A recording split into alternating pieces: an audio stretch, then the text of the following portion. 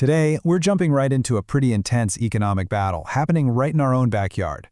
We're talking about a conflict that's being framed as nothing less than a modern-day war for independence between Canada and the United States. And this quote, well, it just cuts right to the heart of the whole thing. The idea that this isn't just about trade deals or tariffs. The accusation is that the real goal is to make Canada economically dependent on the US. And that changes everything. It reframes the entire relationship into a raw power struggle over who really controls Canada's future. Because let's be real, in today's world, real independence isn't just about having a flag and an anthem. It's about economic clout. It's about having options. It's about being able to walk away from a terrible deal and knowing your country isn't going to completely fall apart. It's the power to say no. All right, so let's get into it. For this first section, we're going to break down the incredible power imbalance that's really driving this whole situation.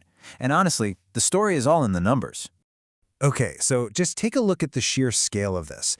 The U.S. economy, clocking in at over $30 trillion, is more than 10 times the size of Canada's. This isn't a relationship of equals, not even close. It's more like a planet and its moon. One side has this immense, almost gravitational economic pull that you just can't ignore. And this number right here, this shows you exactly how powerful that pull is. A staggering 3/4 of everything Canada sells to the world goes to one single customer, the United States. I mean, think about it. If one person buys 75% of your product, they have an unbelievable amount of leverage over you. This single number is the root of Canada's economic vulnerability. So if you're Canada and you're staring down this massive imbalance, what do? What's your main line of defense? Well, it pretty much all comes down to a single, crucial trade agreement. And that shield is CUSMA. You know it as the Canada-United States-Mexico Agreement. It's the deal that replaced the old NAFTA agreement a few years back, and it's designed to keep trade predictable and based on a set of rules. For Canada, it's way more than just a trade deal. It's basically a buffer against the raw economic power of their neighbor to the south. And on paper, that shield looks pretty solid. Thanks to CUSMA, about 90% of all Canadian goods can cross the border into the US, completely tax-free. Sounds amazing, right? It really sounds like the system is working exactly like it's supposed to. But the reality on the ground tells a slightly different story. Yeah, despite that 90% tax-free number, Canada's own central bank crunched the numbers and found that the effective tariff rate they're actually paying is almost 6%. So what does that mean? It means that even with the deal in place, there are enough loopholes, side deals, and targeted tariffs to cause some real financial pain. And that keeps that feeling of dependency, that uncertainty, alive and kicking.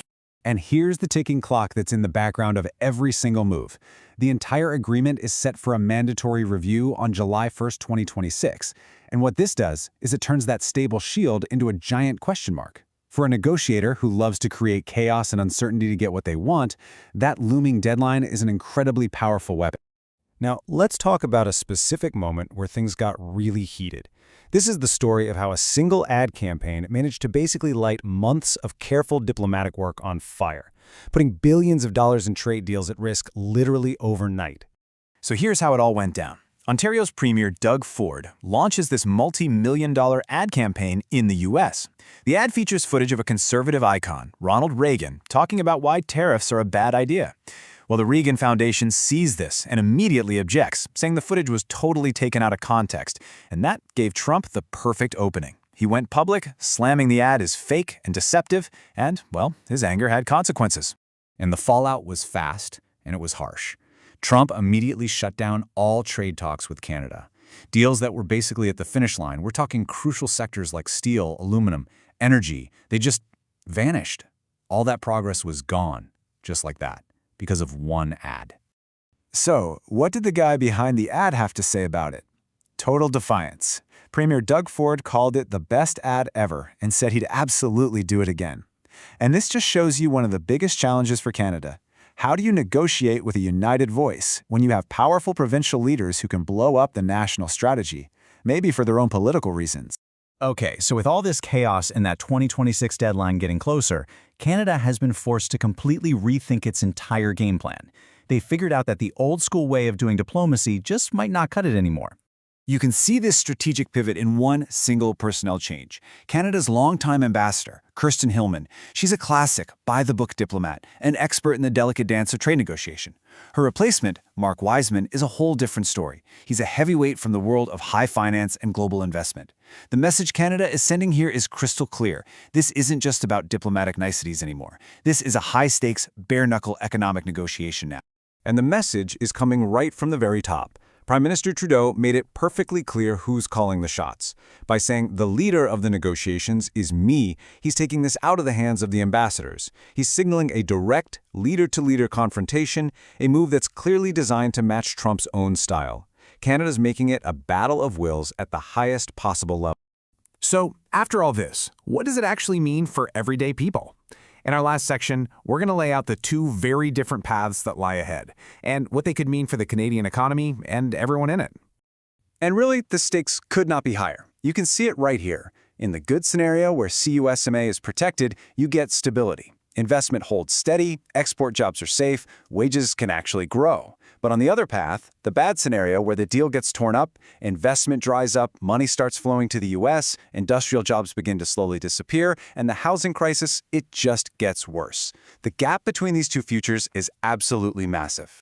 And let's be super clear, this isn't some abstract political game we're talking about.